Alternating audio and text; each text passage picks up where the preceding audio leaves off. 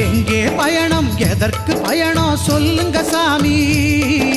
சபரிமலைக்கு புனித பயணம் போறோம் சாமி எங்கே பயணம் எதற்கு பயணம் சொல்லுங்க சாமி சபரிமலைக்கு புனித பயணம் போறோம் சாமி யாரை காண சொல்லுங்க சாமி ஹரிஹர புத்திரன் ஐயனை